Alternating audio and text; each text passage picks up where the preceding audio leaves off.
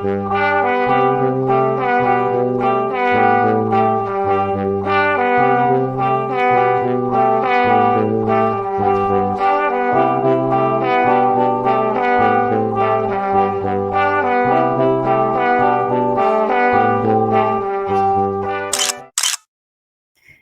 querida, alegria do encontro, sou Nina Veiga e estou aqui no canal Paz e Bem, a produzir conhecimento a partir da antroposofia da imanência, num ativismo delicado por uma estética da vida viva.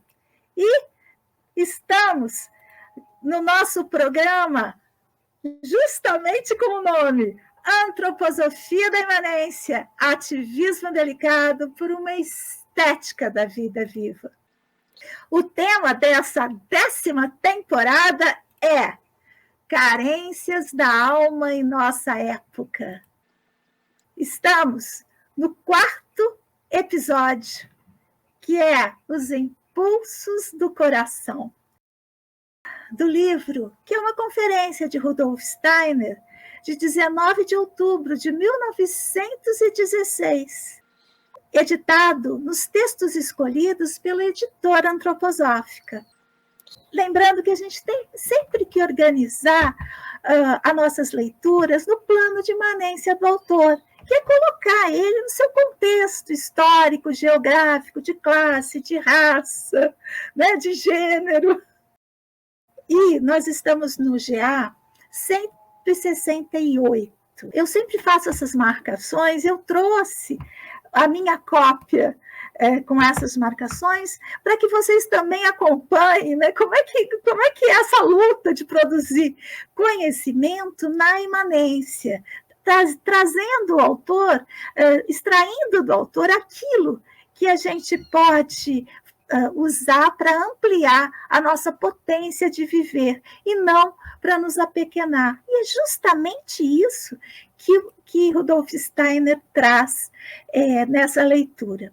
Na leitura anterior, a gente falou do jesuitismo. O jesuitismo, eu poderia dizer que na minha biografia, no meu lugar de estudo, é o que eu combato na academia, que é aquela submissão à autoridade acadêmica. Só que o Rudolf Steiner traz o perigo da fé na autoridade, mas também da não fé na autoridade que se apresenta nos dias de hoje. A minha tese de doutorado, todo o meu trabalho, sempre foi no sentido de trazer a subjetividade para o âmbito da pesquisa, principalmente da pesquisa em educação. Então, os meus autores de referência, todo o meu modo de pesquisar, sempre foi, não no âmbito da reprodução do pensamento, que a fé da autoridade nos exige, porque aí você não pode transformar aquilo que está lá, você tem que se filiar àquele pensamento e seguir ele. E aí, com o advento, que Steiner vai chamar de arimânico, mas que a gente vê aí com esses neofascismos, com esse pensamento negacionista, essas coisas que eu não quero nem falar aqui, mas que a gente sabe que existe, eu tive que dar um passo atrás e marcar território numa ciência. E eu percebo que muitas pessoas da antroposofia ficaram nesse impasse. Por quê? Porque algumas se filiaram a esse movimento que nega a ciência, que nega esse autoritarismo, só que foram para um lado sem cuidado. Então, é como se a gente caminhasse na alma da consciência, e ele vai falar disso agora, no capítulo 4, no nosso episódio 4, mas o texto é pequenininho, né, nessas próximas páginas. E a formação do juízo. Se a gente não quer se submeter a uma autoridade cegamente, nós temos que desenvolver em nós percepções, avaliações, para formar um juízo vigoroso. De outra maneira, a gente vai se filiar àqueles que estão querendo diminuir a nossa capacidade de pensamento livre. E é isso que ele traz também nessas páginas que nós lemos na leitura anterior. Assistimos uma luta violenta, diz Steiner, entre o germinar da liberdade de pensamento e o autoritarismo. É bem complexo, é paradoxal. Ao mesmo tempo que nós queremos sair da autoridade, se nós não usarmos a nossa capacidade de juízo, nós podemos acabar numa terra plana, né, por assim dizer. Não sei se dá para entender, é complicado falar disso, porque eu fico tentando falar disso sem ofender quem está aí, sem dizer para quem está aí se ele está certo ou errado. Então fica muito complicado, né? Porque a linguagem ela é toda binarista, né? Ela sempre quer afirmar coisas, e eu não quero afirmar, quero só alertar através desse trabalho que a gente está fazendo aqui da leitura do Carências da Alma para coisas que nos confundem, para coisas que nos desvitalizam, para coisas que diminuem a nossa capacidade de existir. Muito bem, vamos então para a leitura da página 22 a 26. Eu achei que as primeiras leituras que a gente fez ficaram um pouco baixas, então eu agora estou tomando cuidado para isso, reeditando, mas eu acho que o sistema de eu ir parando a leitura, para mim, tem dado certo. Não sei se para vocês. Deixa eu ampliar aqui um pouquinho para que vocês possam acompanhar a leitura por aí também, com essas minhas marcações, né, gente? Eu adoro fazer isso. São cada cor dessa é uma camada de leitura, porque cada vez que você lê um livro, não sei se acontece com vocês, comigo acontece muito, eu vou encontrando outras coisas. E como é um livro de estudo, que eu estou sempre visitando, então ele recebe muitas camadas de comentários, cores, marcações. Vamos lá, então. No quarto período, o ser humano possuía o bom senso como dom natural inato. Hoje, é preciso conquistá-lo e desenvolvê-lo. Estamos envolvidos pelo autoritarismo. Basta pensar no desamparo do ser humano em comparação com os seres irracionais. Quantos instintos guiam um animal de forma salutar, inclusive da doença para a saúde, e o quanto a humanidade está longe de um julgamento sadio em tais campos. Aí a humanidade submete-se inteiramente à autoridade, não formando facilmente juízos a respeito do que é salutar para a existência. É verdade que existem esforços louváveis em toda espécie de associações, etc. Porém, esses esforços deveriam ser muito mais intensos e deveria haver consciência do fato de a humanidade se entregar cada vez mais à crença na autoridade e do modo como se formam teorias inteiras que, por sua vez, são a base de convicções destinadas a solidificar a crença na autoridade.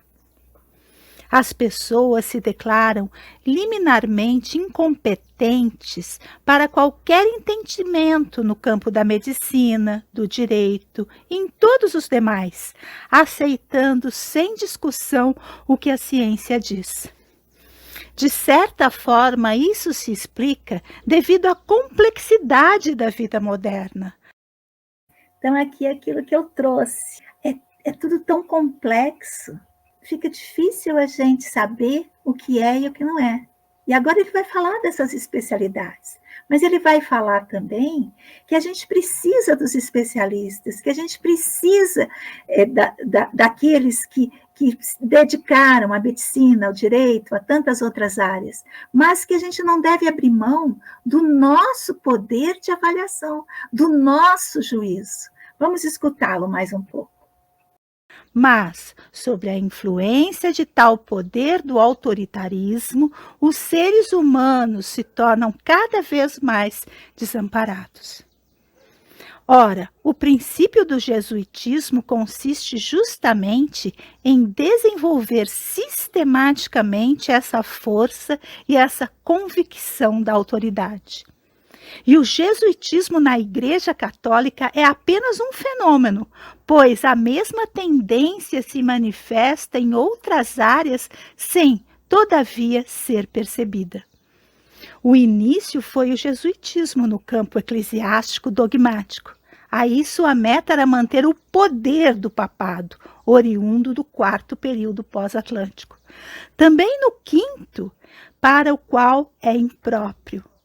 Mas o mesmo princípio jesuítico se estenderá paulatinamente a outros domínios da vida humana. Já assistimos ao nascimento do jesuitismo na medicina, o qual pouco difere do jesuitismo no campo da religião dogmática.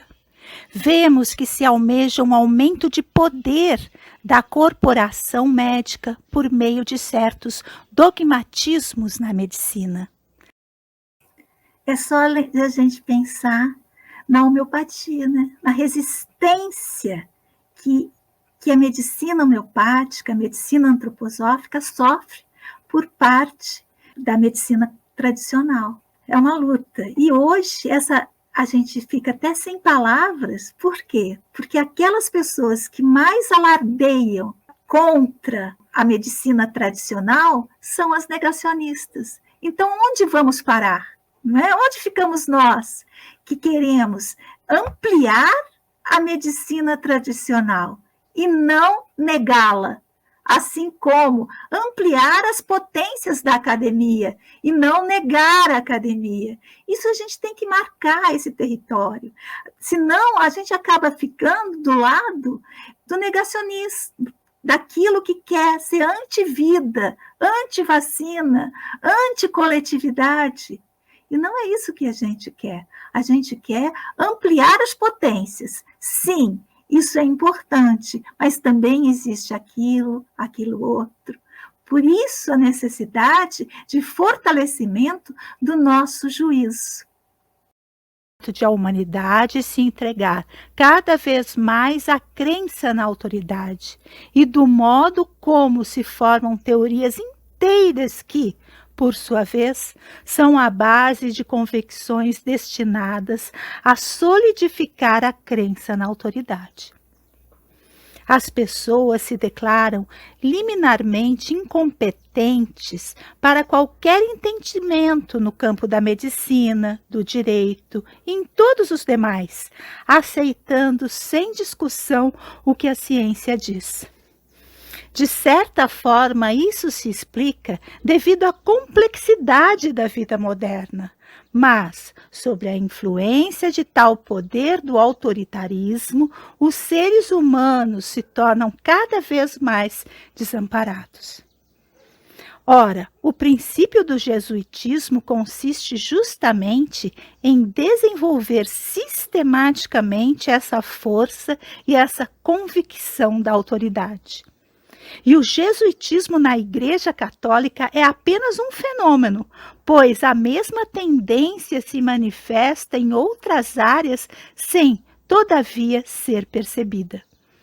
O início foi o jesuitismo no campo eclesiástico dogmático. Aí sua meta era manter o poder do papado, oriundo do quarto período pós-atlântico. Também no quinto, para o qual é impróprio. Mas o mesmo princípio jesuítico se estenderá paulatinamente a outros domínios da vida humana. Já assistimos ao nascimento do jesuitismo na medicina, o qual pouco difere do jesuitismo no campo da religião dogmática. Vemos que se almeja um aumento de poder da corporação médica por meio de certos dogmatismos na medicina. Tal característica essencial pode ser constatada também em outras áreas. Essa tendência será cada vez mais forte e as pessoas serão manipuladas pelas decisões das autoridades. A salvação para o quinto período pós-atlântico consistirá em fazer valer, contra as resistências arimânicas, pois se trata delas, o direito da alma da consciência que quer desabrochar. Isso só acontecerá se as pessoas se decidirem a desenvolver um intelecto e um julgamento sadios, já que não nascem mais com um entendimento normal, tal como nascem com ambos os braços, como ocorria no quarto período pós-atlântico. O desenvolvimento da alma da consciência exige liberdade de pensamento, mas esta só pode florescer numa aura ou atmosfera toda especial. Aqui eu vou fazer uma pequena pausa só para a gente entender uma coisa.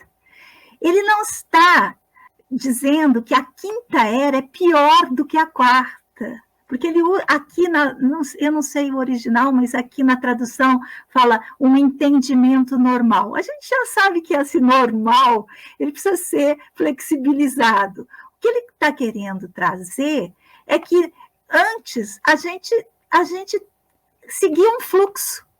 E agora, tudo que a gente faz exige um esforço individual. Até o quarto período pós-atlântico, a gente já falou disso aqui, a gente seguia o grupal. Agora, o esforço é cotidianamente feito através da nossa liberdade de pensamento, do nosso entendimento. E isso é o que nos torna seres do contemporâneo. Eu apontei as dificuldades que existem no quinto período pós-atlântico devido ao fato de este evoluir em direção à alma da consciência.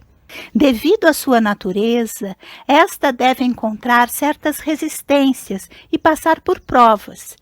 Vemos surgir os mais ferrenhos obstáculos tanto para a compreensão social quanto para a liberdade de pensamento. Muitas vezes nem se compreende que existam, pois em amplos círculos tais obstáculos são justamente considerados como o correto a ser incrementado e não combatido. De outro lado, existem muitas pessoas de coração aberto e dotadas de compreensão pela situação do ser humano moderno, percebendo a crise que envolve as atuais condições dos seres humanos. Os filhos deixam de compreender os pais deixam de compreender os filhos, a falta de entendimento entre irmãos e entre povos. Já existe certo número de pessoas assistindo com profunda tristeza a esses fatos, que são necessários, mas só produzem um efeito benéfico quando corretamente interpretados. É dessa tristeza que devem nascer os novos impulsos. Os seres humanos serão alienados um do outro e isso se manifestará espontaneamente. Os impulsos do coração deverão conduzir a uma busca consciente. Cada alma enfrentará dificuldades no decorrer do quinto período pós-atlântico, pois a alma da consciência só poderá desenvolver-se quando passarmos pela prova de superar tais dificuldades. Há muitos que dizem: não sei o que fazer de mim, não sei me entrosar nas situações da vida. Tal atitude decorre do fato de esses indivíduos ainda não terem encontrado a oportunidade adequada para refletir sobre as necessidades de nossa época e a melhor maneira de entrosar-se nela. Em muitas pessoas, essa situação chega à doença e à instabilidade físicas. O que falta é um entendimento cada vez maior dessa situação. A ameaça que se espalhará sobre a humanidade, por ser algo necessário neste quinto período pós-atlântico, será a carência anímica nas específicas nuances já descritas.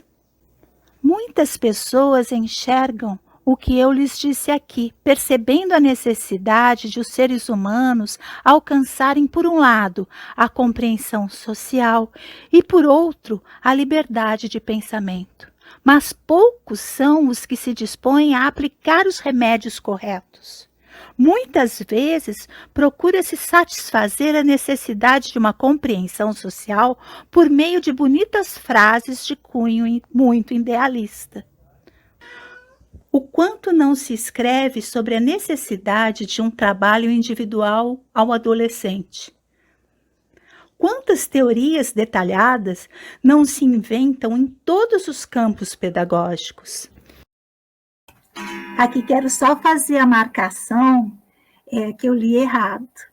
Diz assim: o quanto não se escreve sobre a necessidade de um tratamento individual ao adolescente. E aí ele segue: quantas teorias detalhadas não se inventam em todos os campos pedagógicos. Lembrando que aqui é 1916 e a primeira escola Waldorf surgiu em 1919. Quer dizer que ele está aqui nas reflexões anteriores à formação da primeira escola. Isso, porém, é o de menos. O que pode ser divulgado de forma compreensível são as descrições positivas, em maior número possível, de como os seres humanos realmente se desenvolvem, uma espécie de história natural da evolução humana de cada indivíduo. Deveríamos relatar, onde possível, qual foi o desenvolvimento do indivíduo A, B ou C. Observar amorosamente como se processa o desenvolvimento de uma pessoa à nossa frente.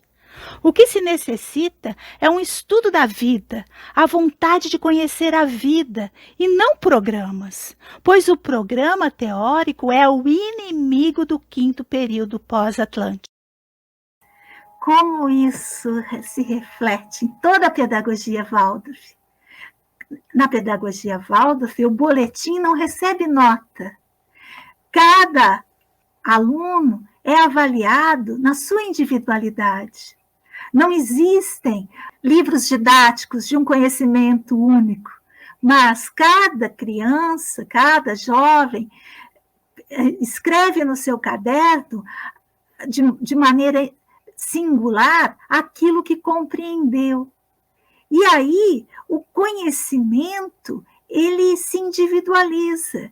E a capacidade de julgamento também é cada vez mais exercitada, porque você não tem só que reproduzir o conhecimento, você tem que ouvir, elaborar e reelaborar a partir de si, da sua singularidade.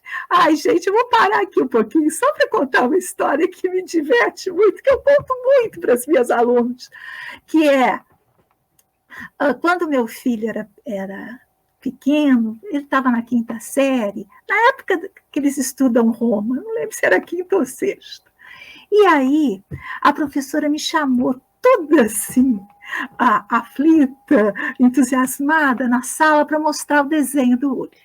Uli é o meu filho. Então, ela tinha vivido na Itália, então conhecia, né, toda a história romana, muito assim, do ao vivo, de perto da própria experiência, trouxe para as crianças uma série de histórias, de falas e tal, e contou sobre os gladiadores, os leões, sobre a arquitetura romana, e aí as crianças desenharam nos seus cadernos e aquilo que mais lhe chamou. Compuseram textos, é a metodologia da pedagogia Waldorf. E aí eles fizeram um desenho que estava exposto na sala. E aí eu entrei na sala e tinha mulheres romanas com seus vestidos, em alguns dos desenhos, em outros tinham leões, em outros tinham gladiadores. Aí ela me levou para onde estava o desenho do meu filho, e era o seguinte desenho. Metade da folha para cima, a gente via os pés, 2 pés de alguém, só. embaixo do solo, a gente via os encanamentos. Olha só, singularmente, o que mais chamou a atenção do meu filho não foram os leões, não foram os gladiadores, nada disso. O que mais chamou a atenção dele foram os encanamentos de água quente que foi inventado e desenvolvido pelo povo romano na Roma Antiga. Dá para entender como que é esse conhecimento que não apenas reproduz? Porque se fosse uma autoridade que dissesse assim, numa cartilha, num livro didático, isso, e aí você tem que preencher as lacunas como certo e errado. Ali não. Cada individualidade, ao conhecer a história romana, pôde trazer para si aquilo que chegava mais perto de si mesmo.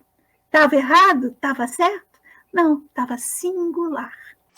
Desculpa aí a digressão, tá, gente? Mas às vezes a gente tem que trazer esses exemplos que chegam a nós quando a gente está lendo. A leitura, Bachelard fala isso, uma leitura boa é aquela que leva o leitor a olhar o horizonte, a levantar os olhos do papel ou da tela, né? E viajar. Muito bem, vamos em frente. Quando se formam sociedades, no sentido do quinto período pós-atlântico, o mais importante são os indivíduos que nelas se reúnem. E é do intercâmbio entre as pessoas positivas que devem nascer as relações. Prestando-se atenção a isso, acontecerão coisas bastante individuais. O que se costuma fazer hoje em dia? Começa-se elaborando estatutos. Isso pode ser bonito e até necessário, quando as circunstâncias exteriores exigem estatutos. Deveríamos, porém, ter em mente que toda referência a programas e estatutos é apenas uma concessão feita ao mundo, pois o essencial é a convivência de individualidades humanas e aquilo que emana do ser humano positivo, a compreensão mútua. Temos ainda alguns séculos à nossa frente. Portanto, durante o quinto período pós-atlântico existirá a possibilidade de a compreensão do desenvolvimento individual transpor os estreitos círculos que atualmente a possuem, atingindo o grande mundo onde hoje tudo ainda se encontra bitolado em parágrafos, leis e coisas semelhantes. Atualmente, as teorias supostamente salutares são pregadas das cátedras e outras tribunas que se propõem a ensinar a vida. Em todo lugar vemos surgir aquelas doutrinas repletas de abstrações, onde se exibem às pessoas todas as espécies de ideias e ideais. Porém, não é isso que conta. O que se deve fazer é penetrar na vida real e concreta. Mas de que forma? Diante do que dissemos, obviamente cabe, e com toda razão, objetar que não nos compete um juízo sobre tudo que hoje em dia emana de circunstâncias autoritaristas. Basta pensar, dirão essas pessoas, em tudo o que o médico deve aprender. É justo que ele o aprenda, mas como é que nós podemos aprender isso, mais o que deve ser aprendido pelo jurista, pelo futuro pintor, etc.? Simplesmente não nos é possível. É verdade, sem dúvida, não nos é possível, mas tampouco precisamos ser criativos, e sim apenas capazes de julgar. A autoridade é que deve criar, mas nós deveremos ser capazes de formar um juízo a seu respeito. Essa capacidade nós não adquirimos por meio de um estudo de todas as diversas especialidades, e sim por meio de algo que nos capacite a um julgamento, preparando nossa inteligência e nosso juízo. Nós não conseguiremos isso procurando adquirir um conhecimento material das várias especialidades, e sim mediante um amplo conhecimento espiritual. Aqui a gente tem que fazer uma pausa para a gente não cair na cilada de confundir ciência espiritual com religiosidade, ciência espiritual com outra coisa que não aquilo que o autor está querendo trazer. O que esse autor traz como ciência espiritual? Ele traz como a capacidade cognitiva de nós percebermos o mundo por nós mesmos. É a ciência espiritual que deve constituir o conhecimento central, pois sua função não é apenas proporcionar esclarecimentos sobre a evolução do ser humano, pelo tipo de pensamentos que lhe são próprios. Ela desenvolverá em nós um intelecto sadio, mas este deverá ser extraído de uma profundidade maior do que era necessário no quarto período pós-atlântico, o greco-romano. A maneira de se formarem conceitos e representações na ciência espiritual, diferentemente do que se dá na ciência comum, não nos capacita a sermos uma autoridade nessa ou naquela área, e sim a emitirmos juízos. Muito bem. Então, como sempre, está lá no nosso site a nossa leitura, as páginas. Eu deixo esse PDF que eu elaboro para o nosso encontro, eu deixo lá junto com o vídeo. Então, as referências estão aqui e o caminho para chegar no nosso site, ativismodelicado.arte.br. Vão seguindo lendo e tentando fazer com que essa leitura seja operacional, ou seja, que a gente consiga também operar, atuar na vida prática, concreta, com esses ensinamentos. Sigamos juntos, pois assim somos mais fortes.